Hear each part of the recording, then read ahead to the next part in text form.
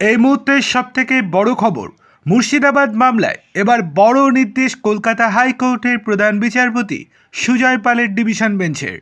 বেলেডাঙ্গায় এবার সিআরপিএফ মোতায়েন করা হোক। বেলেডাঙ্গায় অশান্তির ঘটনায় প্রাথমিক পর্যবেক্ষণ কলকাতা হাইকোর্টের প্রধান বিচারপতি সুজয় পাল ও বিচারপতি পার্থ সারথী সেনের ডিভিশন বেঞ্চের। মুর্শিদাবাদে ইতিমধ্যেই 5 কোম্পানি বাহিনী রয়েছে। আদালতের পর্যবেক্ষণ জীবন ও জীবিকা রক্ষা এবং পরিস্থিতি মোকাবিলার জন্য যাতে সেই বাহিনী মোতায়েন করা হোক। যদি বাহিনী কম থাকে সেক্ষেত্রে রাজ্যের উদ্দেশ্যে আদালতের পরামর্শ, তাহলে আরও বেশি বাহিনীর জন্য কেন্দ্র অনুমোদন দিক। বেলেডাঙ্গায় কেন্দ্রীয় বাহিনী মোতায়েনের দাবি জানিয়ে সোমবার 19শে জানুয়ারি কলকাতা হাইকোর্টে 2টি জনস্বার্থ মামলা দায়ের হয়। মঙ্গলবার আদালতে মামলাকারীর আইনজীবী জানান, মুর্শিদাবাদের বেলেডাঙ্গায় আসলে প্রতিবাদের নাম করে ধ্বংস করা হয়েছে একাধিক সম্পত্তি।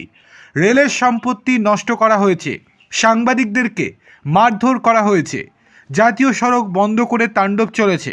তিনি আদালতে দৃষ্টি আকর্ষণ করে বলেন, গোটা অশান্তি যে পূর্ব পরিকল্পিত সেটা পুলিশ সুপারও স্বীকার করে নিয়েছেন। অথচ তার বক্তব্য কোনো স্টেটমেন্টকে কোনো সেন্টিমেন্টকে আঘাত করা যাবে না, এটাই বলেছেন। মামলাকারী পূর্ব ঘটনাক্রম তুলে ধরে আদালতে জানান, গত বছর জুলাই মাসে একই ধরনের ঘটনায় কেন্দ্রীয় বাহিনী মোতায়েন করা হয়েছিল। মুর্শিদাবাদে বাহিনী রয়েছে, কিন্তু মামলাকারীর অভিযোগ যদিও তাদের ব্যবহার করছে না রাজ্য সরকার। শামসেরগঞ্জ ধুলিয়ানে বাহিনী থাকলেও সেটা বেলেডাঙ্গায় ব্যবহার হয়নি বলে মামলাকারীর অভিযোগ। তার আবেদন, ভারতীয় ন্যায় সংহিতার 163 ধারা প্রয়োগ করতে হবে বেলেডাঙ্গায়। দেশের শান্তি শৃঙ্খলা নষ্ট করার জন্য বাইরের দেশ থেকে টাকা পাঠানো হচ্ছে কিনা তা খতিয়ে দেখতে এনআইএ তদন্তের প্রয়োজন বলে দাবি তার।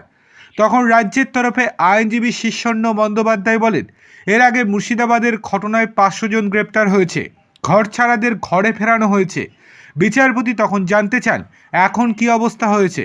রাজ্যের তরফে জানানো হয়, আমরা প্রশাসনিকভাবে সব সিদ্ধান্ত নিয়েছি। পুলিশ খবর পাওয়ার সঙ্গে সঙ্গে ঘটনাস্থলে নাকি পৌঁছেছে। প্রধান বিচারপতি তখন প্রশ্ন করেন, ওই ঘটনা কি শুক্রবার ঘটেছিল? ঘটনাক্রম বিবরণ দিতে গিয়ে রাজ্যের তরফে আইনজীবী আবার কল্যাণ বন্দ্যোপাধ্যায় বলেন, হ্যাঁ শুক্রবার ঘটেছিল। আলাউদ্দিনের মৃত্যু ঝাড়খণ্ডে হয়। 12টা 15 নাগাদ একজন সাংবাদিককে মারধর করা হয়, তারপর পরিস্থিতি নিয়ন্ত্রণ করা হয়। তিনি জানান, 31 জনকে গ্রেপ্তার করা হয়েছে, 4টি মামলা রুজু করেছে থানা।